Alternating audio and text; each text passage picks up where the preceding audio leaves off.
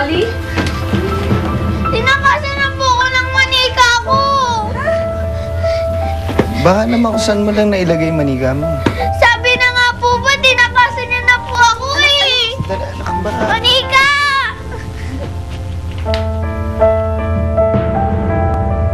Manika! Nasaan ka na ba?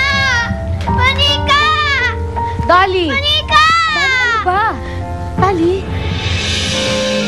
Paano mawawala yung manika mo? Baka naman kung saan mo nilagay. Baka naman nandun lang sa loob. Tinakasan po ako ng manika ko eh! Manika, nasaan ka na? Tama na anak, mas mabuti pa siguro kung doon na lang tayo sa loob ng bahay. Tapos promise namin sa'yo ng nanay mo, hanapin namin yung manika mo, ha? Sige na. po. Hindi niya na po ako babalikan. Tinakasan niya na po ako eh. Ay, ko, Dolly.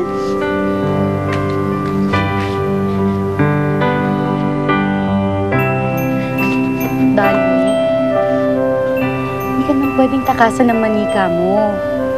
Dahil unang-una, hindi naman tao yun. Wala namang paa yun. Hindi naman marunong maglakad yun. Maniwala po kayo, Nay. Nakakakilos po siya. Kaya nga po niya ako tinakasan eh.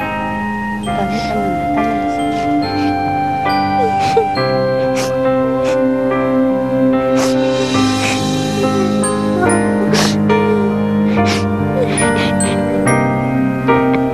Magandang gabi po.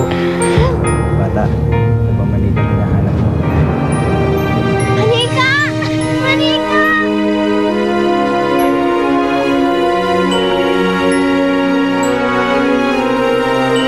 Tara na. Siguradong matutuwa si Rudolph at si Santa Claus na makitang kasama na kita. Oh, ba't malungkot ka, Jillian? Hindi ka ba excited na makita si Santa? Inaalala ko lang po si Dali. Kasi po may kasalanan po ako sa kanya. Dahil po sa akin, napahama ko po siya. Pwede po bang doon muna po ako kay Dali? Ano? Ano mo ba yung sinasabi mo, ha, Jillian? Alam ko pong bawal po ako magpakita sa tao. Pero alam na po ni Dali na nabubuhay ako. Kahit iba ko, gusto niya pa rin po ako. At gusto mo rin ba siya? Gusto ko lang pong makatiyak na okay na siya. Kaya kung pwede lang po, doon muna po ako. Jillian, hindi ako magdidesisyon yan kundi si Santa Claus. Kaya wala akong karapatang payagan ka sa hinihiling mo. Pero sa tingin niyo po, hindi po papayag si Santa.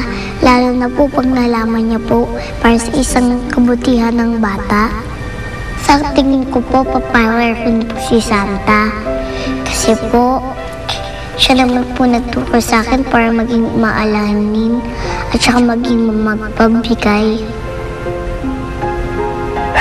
Oo, pero wala akong karapatan Isipin niyo na lang po ang iniisip ni Dali. Isipin niyo na lang po pag uwi niya. Na wala ako, siguradong malulungkot po yun. Kaya po ba ng konsensya niyo na may malungkot na bata? Gusto ba po ni Santa Claus na malungkot si Dali? Siyempre hindi. Dahil ang gusto ni Santa, laging maging masaya ang isang bata. Tumpak! Kaya alam ko na po maiintindihan na po ako ni Santa. Pwede po ba doon na lang po talaga ako kanila, Dali? Please. Kapag okay na po siya, pupunta na po ako sa Santa Land. At pupunta na po ako kay Santa Claus. Promise po. Marami pong salamat.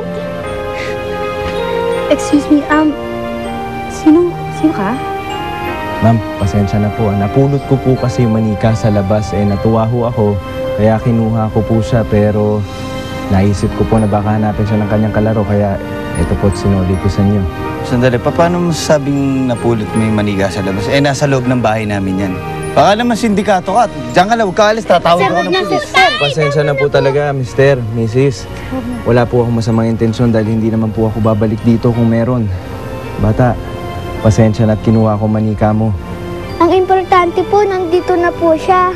Sorry ho talaga. Hayaan mo, bata. Hindi ko nakukunin yung manika mo. Basta ipapangako mo sa akin na aalagaan mo si Jillian. Jillian? Sino? Jillian ang nababagay na pangalan dyan sa manikang yan, di ba? Jillian. Oo nga po, no? Mabuti yan, bata. Promise po, hindi ko pababayaan si Jillian. Good girl. At pasensya na po uli, Mr. and Mrs. sa gulo at sa abala.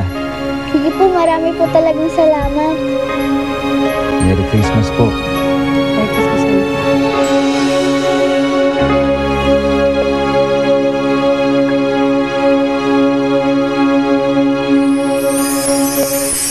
Tingnan mo itong ginawin ko. Ito si tatay, ito si nanay, tapos ako to. Tapos ito yung bunso natin.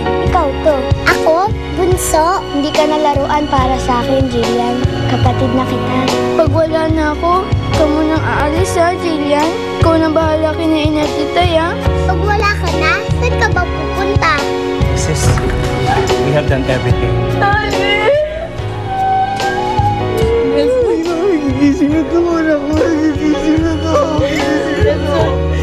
Kailangan hintayin ko pa rin si Dali. Hindi ako aalis.